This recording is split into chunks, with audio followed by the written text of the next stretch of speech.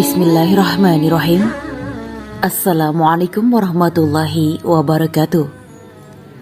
Alhamdulillahi wahda. Wassalatu wassalamu ala rasulillah. Sahabat bidadari surga rahimakumullah.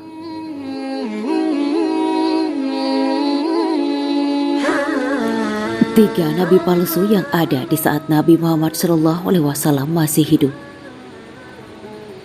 Tiga nabi palsu yang ada di saat Nabi Muhammad masih hidup, yakni Musailamah, Aswad al-Ansi, dan Tulaiha. Mereka memproklamirkan diri sebagai nabi menyusul ikrar terbuka Nabi Muhammad SAW sebagai Rasul. Kalangan Bani Hanifah menyambut Musailamah. Tulaiha muncul dari kalangan Banu Asad.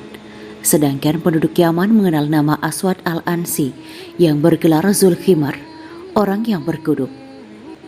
Ada juga nabi palsu bergender perempuan, Sajah binti Al-Harits bin Suwaid namanya. Dia berasal dari Bani Tamim. Hanya saja, ia memproklamirkan kenabiannya setelah Rasulullah wafat dan ketika kaum muslimin sedang sibuk memerangi kaum murtadin. Muhammad Hussein Haikal dalam As-Siddiq Abu Bakar menulis kala itu, kala Rasulullah mereka tidak begitu dihiraukan. Dengan keyakinan bahwa kebenaran yang ada dalam agama Allah sangatlah kuat untuk menangkis kebohongan mereka, dan dengan keimanan yang sudah kuat, orang-orang yang beriman itu akan mampu membasmi mereka. Nabi palsu Musailamah. Nabi palsu paling legendaris adalah Musailamah atau Musailamah bin Hubaib al-Hanafi. Ada juga yang bilang Musailamah bin Thamamah bin Kasir bin Hubaib al-Hanafi. Ada yang mengatakan kenyahnya adalah Abu Thamamah. Ada pula yang menyebutnya Abu Harun. Usia Musailamah lebih tua dan lebih panjang dibanding Rasulullah.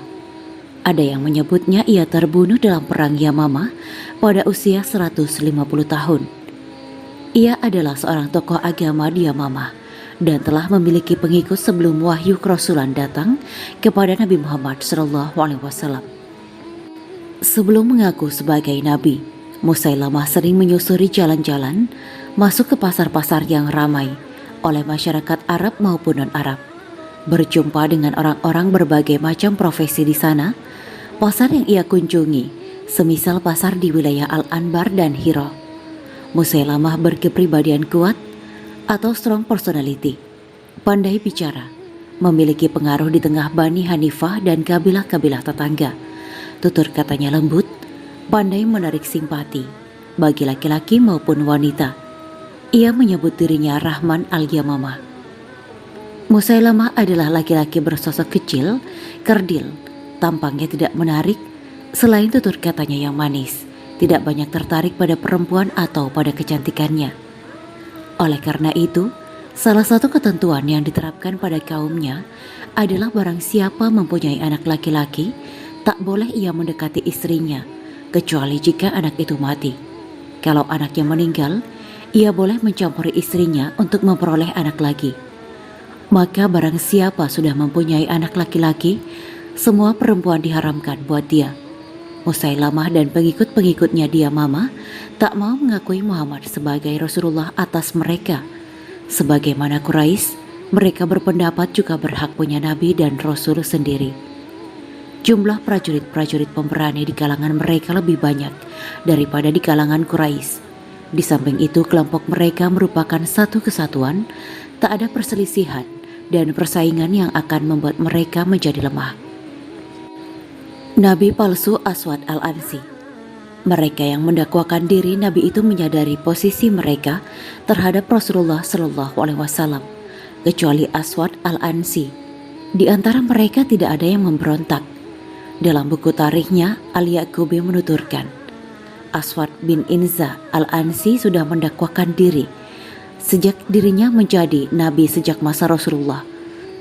Setelah Abu Bakar dilantik dan ia muncul dan mendapat pengikut seberapa orang, ia dibunuh oleh Qais bin Maksyu al-Muradi dan Fairuz ad-Dailami yang memasuki rumahnya dan mendapatkannya sedang mabuk lalu dibunuh.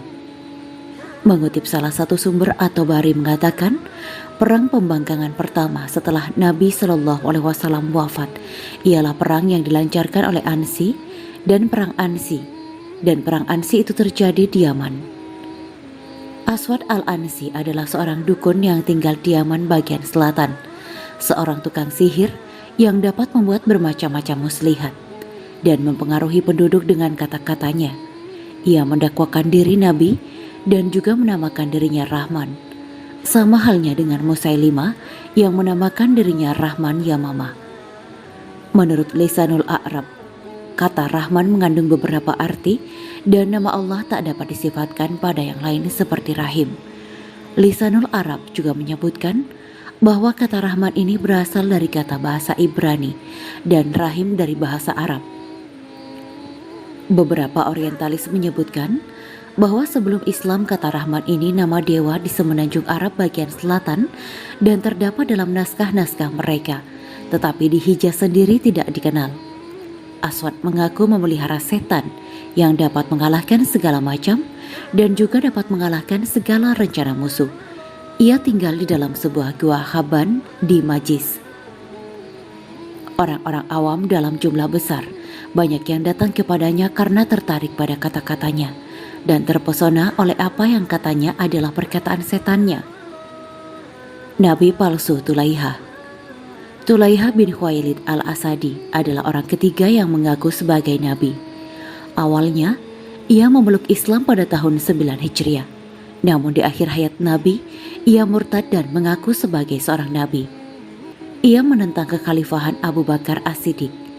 Tulaiha adalah salah seorang dukun dari Bani As'ad. Ia mengklaim sebagai nabi di akhir masa kehidupan Nabi Muhammad SAW. Tulaiha tinggal di Busaka, tempat yang merupakan sumber air milik Bani As'ad. Bani As'ad adalah sebuah kabilah yang bermukim di wilayah Najd. Mereka tinggal bertetangga dengan kabilah Tayyi di sebelah timur dan Bakr di sebelah selatan. Dan di sebelah utara ada kampung kabilah Haswan dan Ghatafan.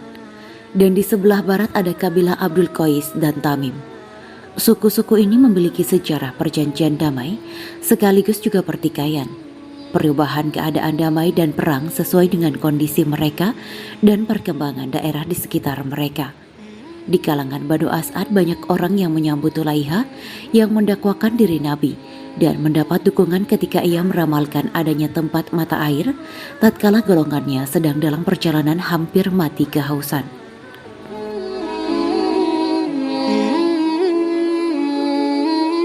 Demikianlah kisah Islami Bidadari Surga pada hari ini. Jangan lupa like, share, dan tinggalkan komentarnya agar kami semakin bersemangat dalam membuat konten yang lebih baik lagi dan dapat diambil ilmunya. Semoga bermanfaat dan menjadi amal jariah kita semua. Amin ya mujibah sa'idin.